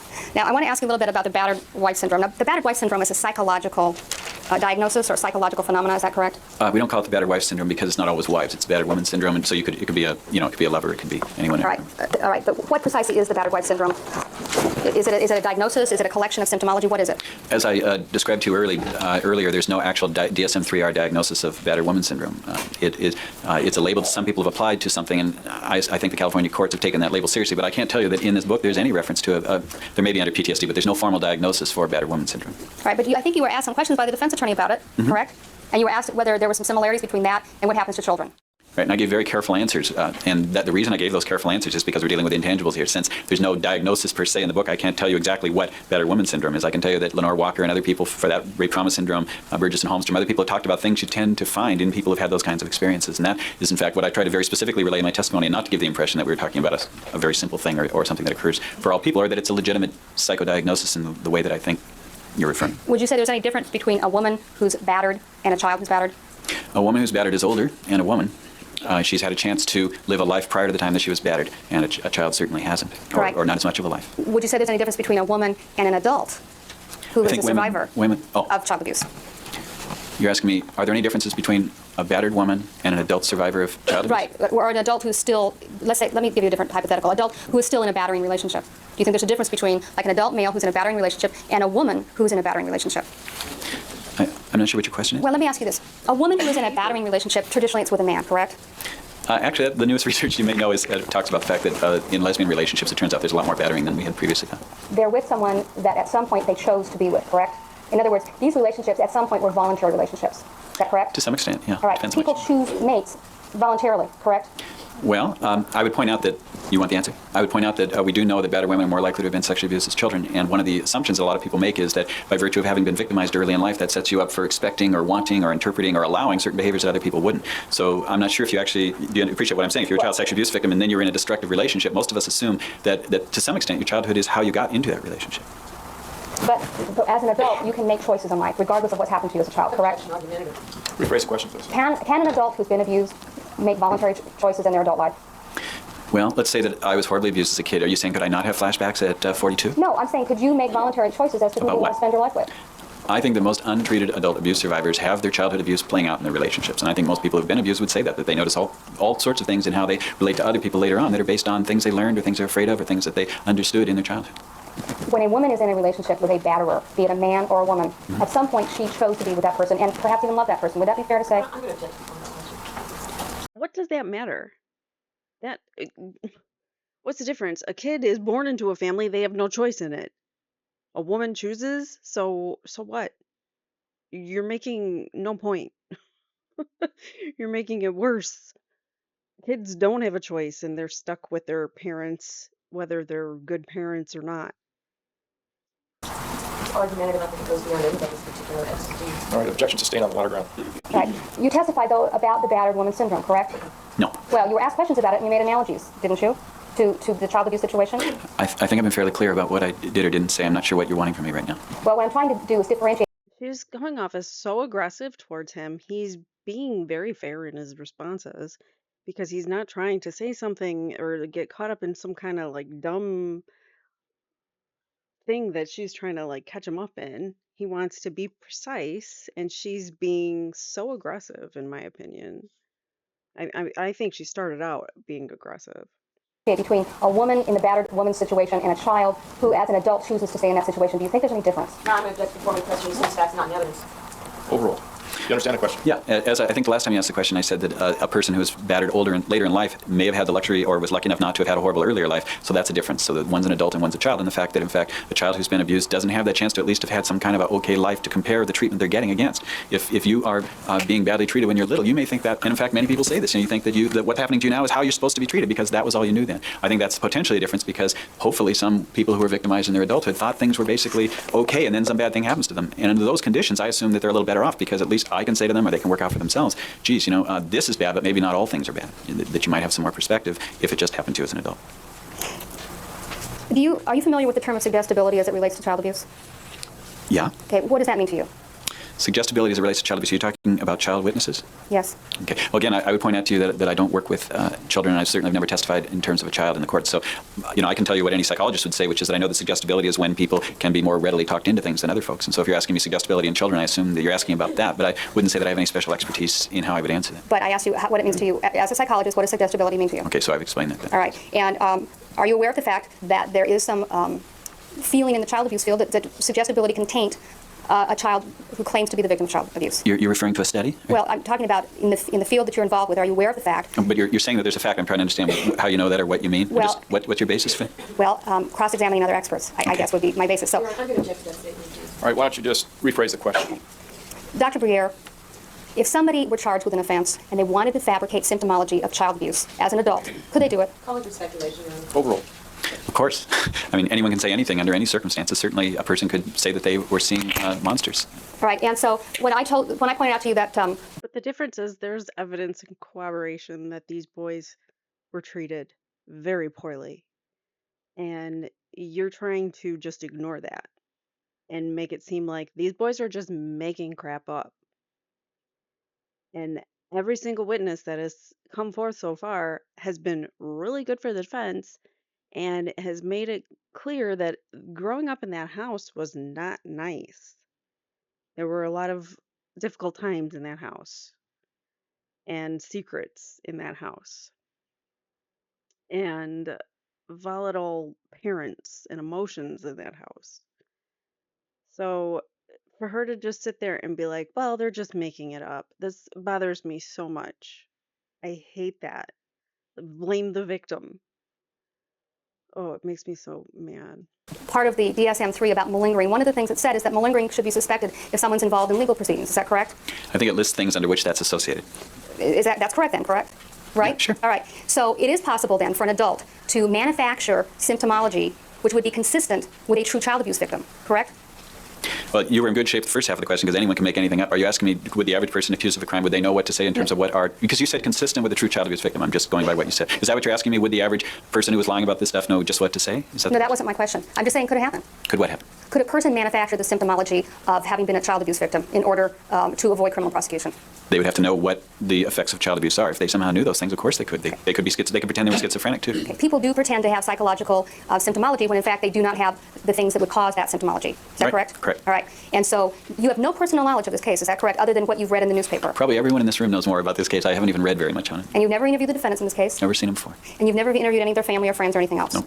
When was it that you were Because he's not testifying to anything that they have done or said in their lives. He is testifying to the effects of trauma, long term, short term, however it happens. And he's sitting there trying to argue with someone who is basically making it appear like she thinks he's a fake, a hoax, and everything about these boys are a hoax, which I just don't find credible. I mean, these boys, I see victims, I see pain when I look at them. I don't see them how she sees them as just these cold-blooded life enders who did it for the money, according to her. asked to come and testify in this case? It was about a year ago.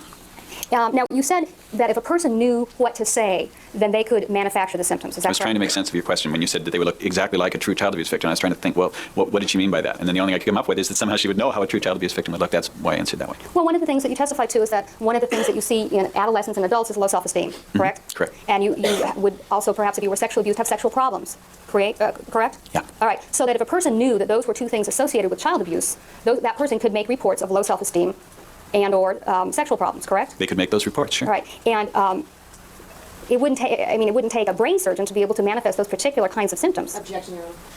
All right, it is argumentative. Okay, Dr. Briere, do you understand what I'm trying to say? No. Well, in order for someone to make up symptoms, all they would have to do is know what it is they need to make up. Okay, are you saying make up symptoms and get away with it, or make up symptoms like anyone in this room can say, well, Alzheimer's disease means you don't remember, so I'll say I don't remember. Is that what you're referring to? Well, yeah, I'm referring to if people want to be diagnosed a certain way and they know what the symptoms are, people who have that particular defect, they could manufacture those symptoms. They can make up those symptoms. I would hope that a good clinician wouldn't randomly assign the diagnosis just because someone said the right things. I'm not an evaluating clinician in this case, so I have no idea what you have in store here, but the idea of being a good clinician is Exactly. And she's asking him questions like he's even talked to the boys and hasn't. So, oh, she's something else today, this Pam Bazanich. that those years of training and experience allow you to make informed judgments. But I think you said earlier that you don't have any way of really telling when someone's lying to you as a psychologist, Overruled. correct? You asked me specifically about lying. If you were, for instance, to lie to me right now, I might not be any better than anyone else in this room about knowing whether you're lying. I would guess that I am, but the data do not show, and studies of psychologists, that I would. But if you ask me, if I come in here and I present to you with a full-blown case of PTSD, and I'm not a psychologist, and I don't know what's going on, and I'm not a psychologist, and I don't know what's going on, and you came in my office, would I be able... Would have all my years of training and experience allowed me to think maybe you didn't have full-blown PTSD? Yes, I certainly hope so. That's my profession. You appreciate the difference between saying if you tell me you had egg roll yesterday and you didn't, and I can't tell the difference between that. That's not equivalent to saying if you present with a bunch of things that I, as a trained clinician, won't figure out, well, does that make sense? Is that what the literature shows? Gee, she suddenly talked about egg rolls, and egg rolls never show up in this diagnosis. I would hope that an informed... I'm going to take his example one step further. In a police investigation, if you were supposedly the perpetrator in a crime and you had egg rolls at lunch yesterday and the crime took place at the same exact time when you were having lunch, you could show that receipt and show, look, I'm innocent. Like there's corroboration. It's not like you could just say, well, I had an egg roll yesterday and no corroboration. And you could totally just be making it up. With with this, I mean, these boys can be diagnosed in a certain way. They can be evaluated. It's not like they're just making it up out of thin air and no one is corroborating anything about their allegations towards their parents. Because certainly I feel like I've already heard enough. And I haven't even heard the boys testify yet. So I feel like I've heard enough from family and friends and coaches to know that that household probably really sucked for a child. Informed clinician makes those we call those differential diagnoses, and we do them quite often. For instance, in the emergency room, I sometimes make, if someone's saying that they're crazy and they don't seem crazy to me, to use lay language, I'm not going to say they're crazy. I mean, I'm going to make those judgments. But if a person spent a couple of years preparing themselves to tell you that they were crazy and was very motivated to have you believe that they were crazy, you could be fooled, couldn't you? Yeah. Objection, Your Honor. Sorry. Overrule the answer, Judge. I have nothing further. Any redirect? Where's the proof that they did that? Show us proof that they've been researching the symptoms of SA and CA for years. She's just throwing out crap at the wall and hoping that the jury heard it and was like, oh, have they been doing that? Yeah, okay. That makes sense. They could have done that. No, there's no proof for that. That should have been sustained and stricken, in my opinion. You didn't indicate that you wanted one. All right, well, let's proceed with Ms. Lansing since she's conducted the direct examination on behalf of the defendants. All right, we'll proceed with Ms. Lansing. Dr. Briere, you were asked in the very beginning of the cross-examination about what happens when someone comes into the emergency room, and you said you do a 4-page write-up. Is that correct? Correct. What type of information do you take from them? I wouldn't want to say that the whole world of clinicians does it that way. I was just referring to County USC's evaluation. There, with the first section is about the presenting problem and the history of the problem, how long it's been going on, et cetera. Then we go on to check out their other things that they've reported, physical problems and other kind of problems that might be explanatory. We move on to their childhood histories. Were they maltreated as children? Do they have biological histories of depression or schizophrenia? Did any of their family members in previous generations have biological problems like schizophrenia? And we have a thing called a mental status examination, which is a whole series of questions about do they know where they are, is their memory working, those kinds of things. It proceeds like that for 4 pages. Okay. And I presume if you're seeing someone in treatment, you're going to go with more depth into those areas. Right, that's just an emergency room evaluation, a treatment evaluation. Not only does it take a session, but at least I believe and have written that assessment has to continue throughout treatment. Some people, for instance, will not report things that are critically important to understanding their situation for years. Especially things like sexual problems or things they're embarrassed of or drug use. It could be any one of a number of things that they don't have enough trust. I often joke, I don't think this audience is in the mood for jokes, but I often joke that it's amazing that anyone in our clinical studies will tell us a thing, given that they don't have any trust based on us. We're just asking them, have you ever been abused? And clinically, actually what happens is, in the real life working through of these kinds of things, is it takes a long time to say scary things to anyone, things you're embarrassed of, things you feel humiliated by. And I can honestly tell you,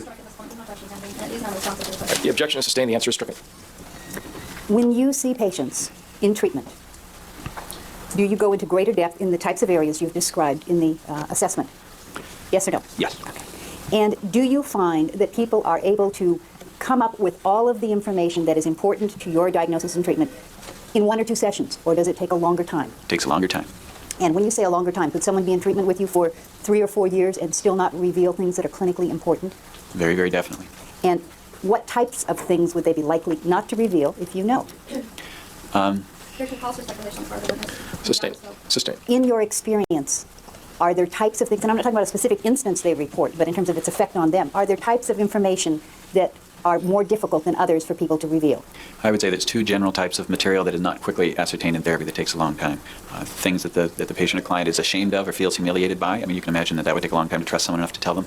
And things that cause them to remember or re-experience painful things. Many people, for instance, in therapy won't, if a woman is battered in therapy and she's talking to me, she'll skip over the battery and she'll say, and then he hit me, and I'll say, well, what's that about? And she'll go, it's not important. That's her way of saying is, I don't want to talk about it because it hurts a lot to think about it, to feel it. So between shame and not wanting to re-experience trauma, I think that's part of the art and science of psychotherapy, is the slow unfolding of that process. Mrs. Bozanich asked you if you could define the word normal and the concept of normal childhood, and you indicated you couldn't. Right. Does the term abnormal have any meaning in your profession? Abnormal actually is more of a statistical statement. It means, does this thing occur not very commonly? Okay. Then I'm probably not asking you the right question. Can you identify traumatic childhoods? If as a expert or whatever it is that I do, if someone tells me things that happened to them in childhood, I can make a judgment of whether I feel that was traumatic for them. And if people tell you about a number of painful things that happened in their childhood, can you then say this was not a normal childhood within the lay definition, or does the term normal have any meaning See, at all? I understand that that's more of a legal concern than it is a mental health one. I frankly don't think there are a lot of normal families out there. Excuse me, but I suspect we all have something going on with it, and so it's sort of a continuum notion for me. I think there are families where kids are more loved and taken better care of than other families. Would you appreciate that sort of different than saying normal? I mean, you could imagine that treating your kid really, really well might be abnormal in this society. I mean, we're talking about, are you being loved? Are you being taken care of? Are people doing mean things to you or not? I would rather think about it that So way. it's a question of degree. Is that true? Every child probably gets yelled at their parent, and at some point that would become abusive if it was extreme. Is that fair to say? That's fair to say. It might be different situations. That same yelling might mean different things. I mean, you can appreciate it would be complex. I think one of the questions that was directed to you was child abuse, and you indicated it was 16 or younger. Now, is that tied to when it starts, when it stops? You know, this is all sort of relative. We could say anybody who's sexually abused at 17 or younger that's abuse because that's under the age of majority. We just often use as a convention 16, and that would be when the abuse began. Many cases of abuse continue years after the person is 18. In fact, one of my books, I refer to a very specific problem for therapists, which is not to assume that the abuse has ended while you're working with the person, but to know that sometimes people stay in these painful relationships, and they're often afraid to tell the therapist that that's what's going on.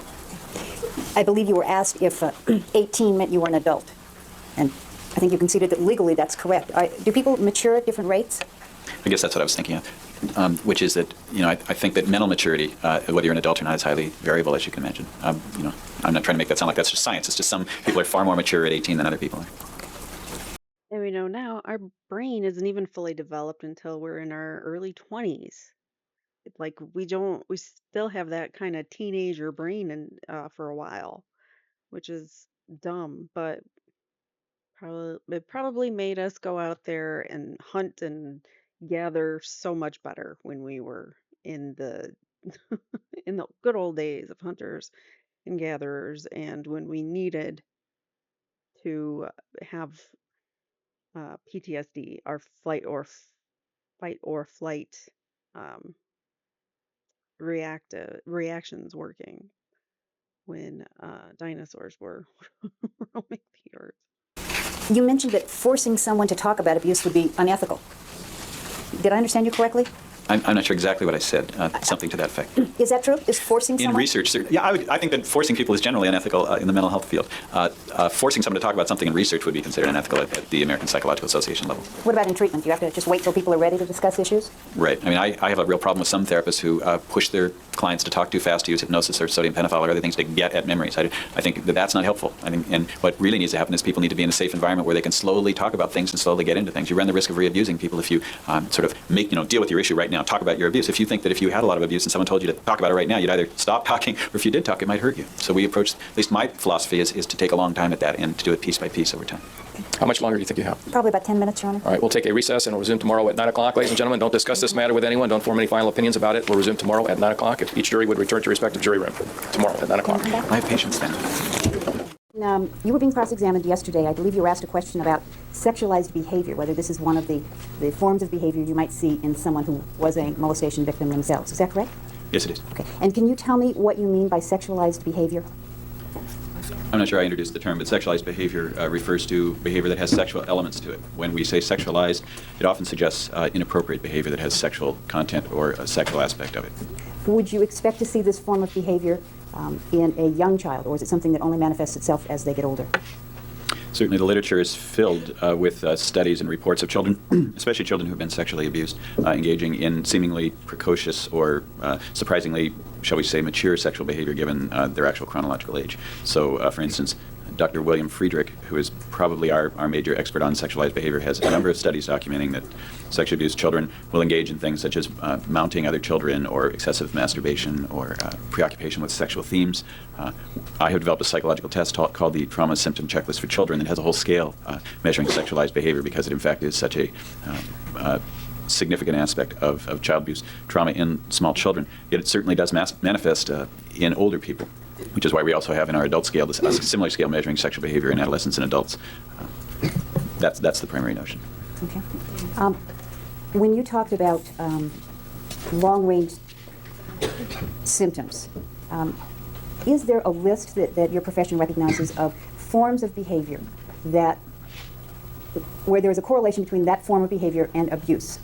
I mean, do you have like 10 or 15 forms of behavior that are linked to childhood maltreatment? The research literature would document any number of things that have been associated in one or more studies with childhood sexual abuse. The problem is, of course, that there may be various pathways to that behavior. Nevertheless, we have established certain behavioral activities that seem most directly related to certain forms of childhood victimization. And how many are there on the list? Well, the real short list, which would be things that we pretty much, it seems to be that relationship holds in a number of studies. For physical abuse, it would be aggression towards others, difficulties with anger, temper, control of anger, violence in various forms. Children who have been physically abused in several studies, including one of our own, turned out to be more likely to beat their wives or be violent to their sexual or romantic partners. Sexual abuse in childhood has been associated in a number of studies of sexual abuse perpetrators as being related to crimes against children by the victim as they grow up. So there are a number of... Go ahead. I'm sorry, did you talk about other symptoms such as dissociative behavior, bedwetting, that type of behavior? Okay, bedwetting is more associated with responses of children as opposed to adults, although I do have worked with some adult folks who still do wet their beds who were profoundly abused as children. The problem with bedwetting or soiling your sheets or whatever is those are pretty general responses to childhood distress. So if your kid's doing bad in school, she might do some of those behaviors. We tend to look at the more profound behaviors, the ones that sort of rise above the noise, the ones that really stand out. And that tends to be aggression, sexual acting out, sexual behavior. And do you see this in everyone who was abused as a child? It's kind of hard to prove the negative. So the problem we have is that when I study 500 people, and some of them say they were abused, and some of them say they went on to victimize other people, the problem we have is that some people who said they weren't abused may have been abused. Some who said they were may not have been. And in adulthood, we don't know if in fact, I think it's unlikely that everybody confesses to crimes they've committed in a research study. So you can appreciate that it would be relatively difficult to determine what the exact relationship is. Having said those scientific type things, I would say that there does seem to be a strong relationship, but nothing near a one-to-one relationship. Not every person who's been physically or sexually abused, as far as I'm aware, goes on to perpetrate against others. You were just talking about the data that you use for these studies, and I think Mrs. Bazanich brought out the point that it's a product of self-reporting. That's correct. Is that correct? And so, obviously, anybody could lie to you. Correct. Is that correct? Do you do anything in these studies to try to counteract that obvious possibility? Or is there anything that makes you trust the data? Well, all of human science proceeds on the basis of what people say or what you observe of people. I think the primary thing here, and I've written about this at length, is that as the prosecution was referring to malingering being a motivated behavior, the point here would be that if someone's going to lie in a research study, one would guess that they would have to have a reason for that.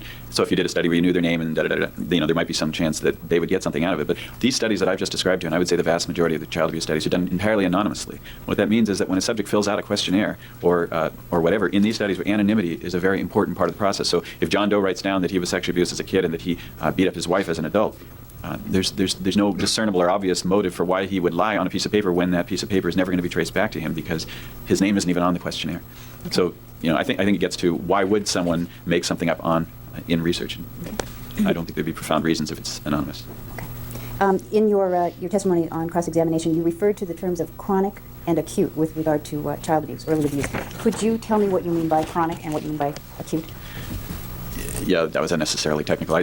Chronic abuse in the field refers to abuse that's gone on over and over and over again. So if you were abused at 3 and at 3.5 and 4 and 5 and 6 and 7 and 8 on into whenever, we would consider that to be a chronic abuse scenario.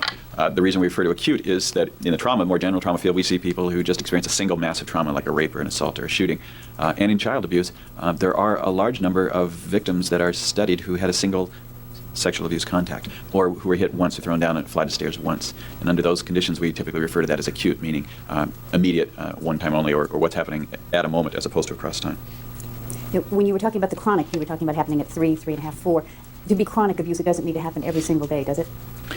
Chronic abuse implies that it occurs on multiple occasions, but the point is, for instance, let's say you were beat on Tuesday, and then you were beat on Friday, and then you're beat on Monday of the next week. Now, at this point, you're ready to be beaten, and you're fearful that you'll be beaten. So you might not have to be beaten on Tuesday to still feel very, very frightened. It's also true that psychological abuse usually occurs in the presence of physical abuse. In fact, it would be hard to think about any other way that it would happen.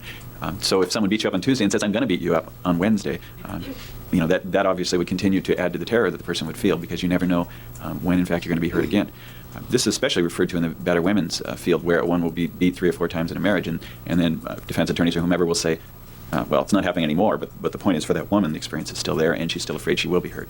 And clearly, that sort of scenario plays out a lot for children who, in fact, don't have anyone else to turn to for safety. There's not really anywhere else you can go in many cases. And do chronic abusers behave badly every single moment of every single day to children, or are there good times? It varies widely. I think there's just some bad parents who are mean to their kids all the time, and that's obviously a difficult scenario. I sometimes think that an even worse scenario, though, is where someone is really mean to you on Tuesday and Wednesday and great to you on Thursday and Friday, because you end up not being able to predict what's going to happen when. And I think that creates... Okay, you've answered the question. Your next question, please. Thank you. You were asked about false memory. Are you kidding? You keep cutting him off and you let stupid Dr. Oziel ramble forever. He had 6 parts where he just rambled on. This guy only has one, and you've interrupted him multiple times and told him to stop. This judge annoys me. Memory, the concept of false memory. And is that a concept that is discussed in your field? It's under discussion currently, yes. Okay. And can you tell me what false memory is, what it refers to in your field? The field tends to be responding not to people who created that. The people creating those terms did not come from the child abuse field. They came from a large group of parents who were formerly accused of child abuse, who believe or who present that their accusers had false memories of the abuse. It is currently a very big debate because we're very concerned about the implications of the possibility that some people say they were abused when they weren't. So it certainly is something we're discussing currently. Okay. If you are evaluating a person to determine whether they were abused or not, Mrs. Kazanich made the point that anybody could lie to you. Is that correct? Correct.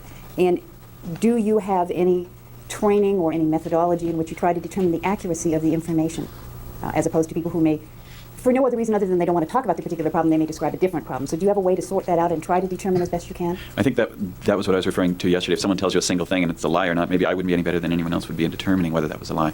The issue, though, is when you're in therapy or when you're doing an evaluation, that you look at the pattern of responses and you listen very carefully over time to the consistency of the reports, or whether it makes sense and whether it connects up with other events. You also have the opportunity to talk to other family members or to police agencies or the courts or whomever, if there have been, for instance, reports in the past of the abuse. So you get corollary data as well to kind of flesh this out. Even, in fact, the folks who talk about the possibility that abuse victims are not in fact victims say that corollary data from other sources is sort of the height of the best we can do to investigate whether those things did happen. With regard to the perpetrator, you were asking questions about the perpetrator, and I think you indicated before there was no definable profile. Can a sexual abuser look like you or I? Objection. Call for improper opinion. Why don't you rephrase the question, please? Can they look like a normal person, if that term has any meaning for you? Certainly, although some people claim to be able to detect abusers in a crowd, I don't think that, in fact, that's true. The reality is that people who have abused other people pretty much look like other people. That's the problem. Can they function in society normally, hold down jobs, have families, be members of social organizations? Certainly, Overall.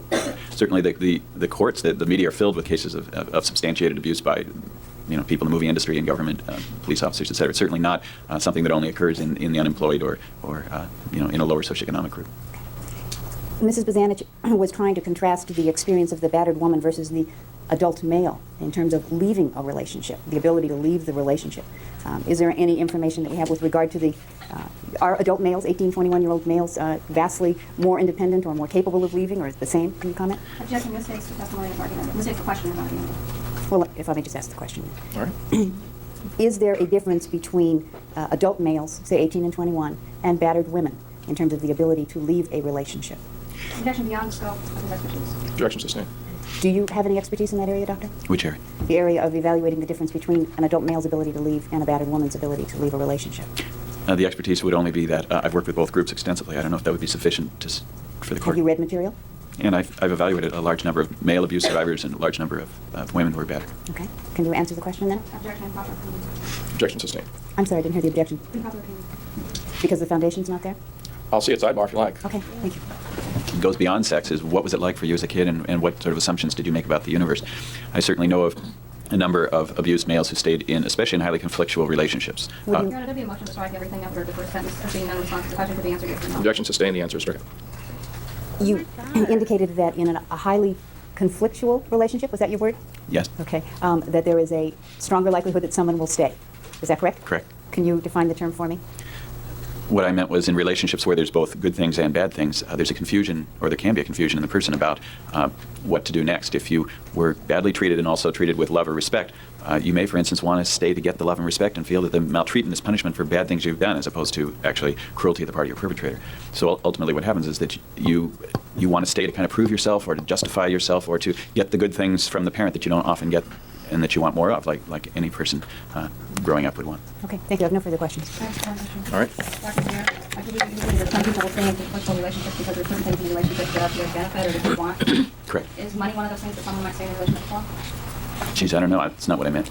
But it is one of the factors that someone might stay in a relationship for is money. Objection argumentative. Well, I don't mind. Overruled. Okay. I don't know if a kid stays in a relationship for money. It's not something that comes to mind, but perhaps it's something I'm not aware. Thank you. All right. Any Kids don't stay in a relationship for money. They don't stay with their parents for money. If anything, if they wanted money, their source of money would run out if they ended his life. So if they just wanted him for money, that seems stupid. And they didn't even know that they were on the will, let alone how much their dad had, which was, I think, like 5 million or something. It was ridiculous. They're like, oh, we didn't know he had that much when they found out. anything else? Okay. Thank you. You may step down. You're excused. Your next witness, please. All right. Oh, that was the end of that. Sorry. So this was a shorter one. Sorry, he just had a short part, but we'll be back next time with I'm trying to mix it up now. So we're not watching in any like wrong order. There's no really right order, I guess. So we finished part 7, which I had to re-record 3 times. Such a fun day. And these videos can be long. Like that video was 3 hours long, so I had to do it. That's 9 hours out of my life that I couldn't sit through that testimony one more time. So I apologize, guys. Whoops. Next time, we have upcoming. I'm just looking through my notes. So next time we have part 8, 9, and 10 is going to be our last part. But in between all of those parts, I'm going to start throwing in the experts.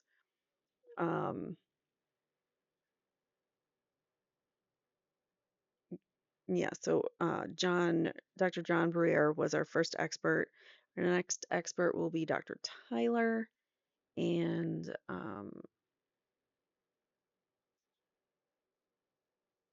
it doesn't give me a description as to what it just says psychologist, Dr. Tyler, a defense witness. So she's an expert witness, but I don't know if she actually treated them or not. It doesn't say, but we will see.